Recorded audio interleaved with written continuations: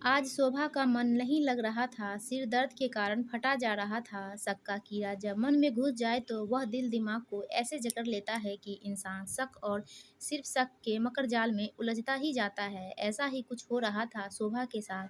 मन की भले न सुनो मगर आंखों देखी को कैसे झुकलाया जा सकता है। शोभा का मन लाख कहे कि माया तेरी छोटी बहन है, तुझसे 10 बरस छोटी है, उसका दुनिया में तेरे सिवाय कोई नहीं है। मगर आंखें जब उसे कुणाल के साथ चुहल करते हंसते बोलते देखती तो तन बदन में आग लग जाती है। माना माया अभी बच्ची है मगर कुणाल तो समझदार है, उन्हें तो जीजा साली के रिश्ते की नजाकत समझते हुए दूरी बनाए रखनी चाहिए। शोभा ने छुट्टी ली और घर की ओर चल दी। सिर दर्द तो था ही मगर सच्ची वजह थी शक का कीड़ा जो उसके दिमाग में कुलबुला रहा था। कुणाल 2 दिन के टूर के बाद आज सुबह ही आए हैं। माया की छुट्टी चल रही है, सारा दिन दोनों अकेले रहेंगे। कहीं कुछ कर बैठे तो। जो बात इतने महीने से सिर्फ शक थी, उसे आज सबूत के रूप में देखने के लिए शोभा उतावली हो रही थी। आज सारा किस्सा खत्म हो जाएगा, शोभा ने ठान लिया था। आज मैं माया को घर से धक्के देने में जरा भी हिचकिचाऊंगी नहीं। मैं भूल जाऊंगी कि मेरी माँ ने मरते समय 8 वर्ष की मासूम माया का हाथ मेरे हाथ में देकर मुझसे वादा लिया था कि मैं माँ की तरह इसका पालन पोषण करूंगी, और मैंने किया भी। मुझे कभी निसंतान होने का मलाल नहीं हुआ। मैंने 30 साल की उम्र में इसकी माँ बनकर दिखाया। मम्मी पापा के जाने का इस मासूम पर इतना गहरा असर पड़ा था कि यह बुरी तरह सहम गई थी। मैंने और कुणाल ने उसे इस सदमे से उबारने में कोई कसर नहीं छोड़ी थी। मुझे क्या मालूम था कि यह मुझे ही सदमा देने वाली है। ऑटो रिक्शा घर से कुछ दूरी पर ही रोक दिया। घर का द्वार खुला था। उसे खुशी हुई कि वह बिना आवाज़ किए चुपचाप बेडरूम तक पहुंच जाएगी। उसने धीरे से पर्दा सरकाया। टीवी पर कोई फिल्म चल रही थी। कुणाल और माया एक ही सोफे पर बैठे हंसते हंसते एक दूसरे पर गिरे जा रहे थे। हाथ में रखे पॉपकॉर्न इधर उधर बिखरते जा रहे थे। यह दृश्य देखकर शोभा भड़क गई। दिमाग इतना गर्म हो गया कि उसे पता ही नहीं चल रहा था कि वह माया से क्या बोले जा रही है। बेशरम, मैंने बेटी से बढ़कर तुझे प्यार दिया और तू मेरे ही घर में डाका डाल रही है। निकल जा मेरे घर से। साथ ही एक जोरदार थप्पड़ जड़ दिया उसके भोले मासूम चेहरे पर। माया हैरान रह गई। दीदी क्या हुआ? इसके आगे कुछ न बोल पाई माया। कुणाल गुस्से से थर थर कांप रहे थे। कितना घटिया और ओछी सोच है तुम्हारी। मैं उसे बच्चे की तरह प्यार करता हूँ। बात काटते हुए शोभा चिल्लाई, बच्चे की तरह प्यार करते हो या बच्चा पाने की चाह में प्यार करते हो? सुनते ही कुणाल और माया के होश उड़ गए। माया रोते रोते अपने कमरे में भाग गई। कुणाल ने अपने कानों पर हाथ रख लिए। शोभा अपनी भड़ास निकालती रही। कुणाल ने एक शब्द भी नहीं कहा। इसके साथ ही तीनों के बीच पूरी तरह बातचीत बंद हो गई। सारे समय घर में चुप्पी पसर गई। माया हमेशा अपने कमरे में बंद रहती। कुणाल अधिकांश समय घर से बाहर बिताते। शोभा निश्चिंत थी कि उसने अपने घर को बचा लिया है। उसने निश्चय कर लिया था कि 18 की होते ही माया का विवाह करके इस समस्या को जड़ से ही उखाड़ फेंकेगी। इस बात को लगभग 1 महीने हो गए थे। गुस्से का उफान धीरे धीरे कम हो रहा था। कुणाल 1 हफ्ते के लिए टूर पर गए थे। माया की आज पहली परीक्षा थी, कहीं सोती न रह जाए यह देखने के लिए शोभा माया के कमरे में गई तो माया ने बिस्तर पर एक लेटर पड़ा देखकर चौंक गई, जिस पर लिखा था, मैं घर छोड़कर जा रही हूँ, मुझे ढूंढने या पुलिस में रिपोर्ट लिखवाने का कष्ट मत करना। शोभा के तो जैसे होश उड़ गए। कुणाल को फोन किस मुंह से करती। परीक्षा का समय समाप्त होने पर उसके करीबी मित्र को फोन लगाया। बहुत मिन्नत के बाद उसने बताया कि माया परीक्षा देने नहीं आई, उसने तो शादी कर ली है एक राहुल नाम के 35 वर्ष के युवक के साथ।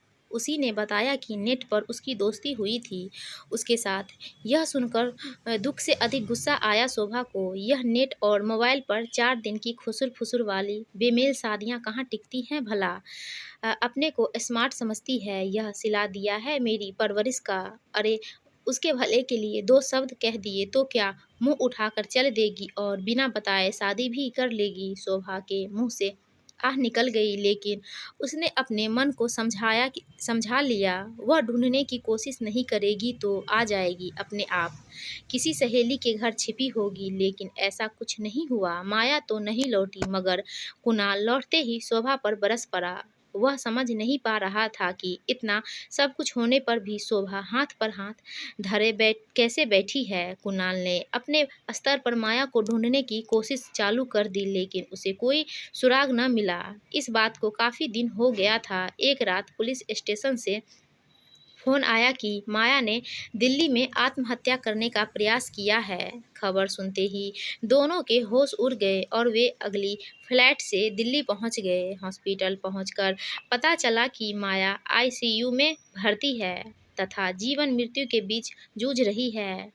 तफ्तीश के लिए आए पुलिस वाले ने राहुल के कच्चे चिट्ठे का जो खुलासा किया, उसे सुन दोनों के पैरों तले जमीन खिसक गई। पुलिस वाले ने बताया, राहुल फरार है। उसके दिल्ली में कई गैर कानूनी धंधे हैं। इंटरनेट पर लड़कियों से दोस्ती कर शादी रचाता है, बाद में धंधे में डाल देता है। डांस बार की लड़की ने इसका पता निकाला, घर गया और ये लड़की माया बरामद हुई। उसे कुछ नहीं मालूम था। उसको पुलिस स्टेशन चलने को बोला तो 2 मिनट में आती हूँ बोलकर अंदर गई और जहर खा लिया। हम ही उसको हॉस्पिटल लाए। शोभा फपक फपक कर रो रही थी और बार बार कुणाल से माफ़ी मांग रही थी। कुणाल, मैं तुम दोनों की गुनहगार हूँ। न मैं मूर्खतापूर्वक शक करती, न माया जल्दबाजी में यह बेमेल शादी करती। कुणाल आहत स्वर में बोला, शोभा, मैं माया को अपनी बच्ची की तरह प्यार करता था ताकि उसे पिता की कमी महसूस न हो, पर तुमने तो गलत अर्थ ही निकाल लिया। मैं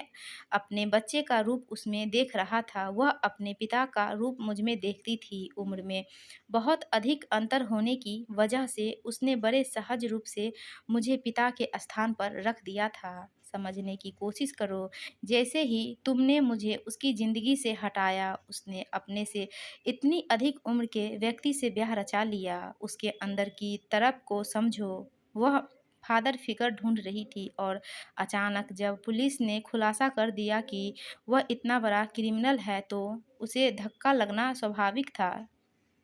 उसका विश्वास चकनाचूर हो गया।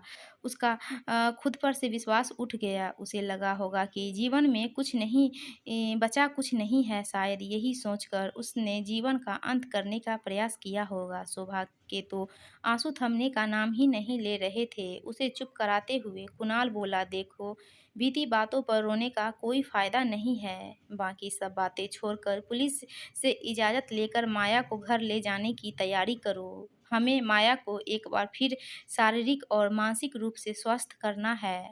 पश्चाताप के आंसू शोभा की आंखों से बहे जा रहे थे।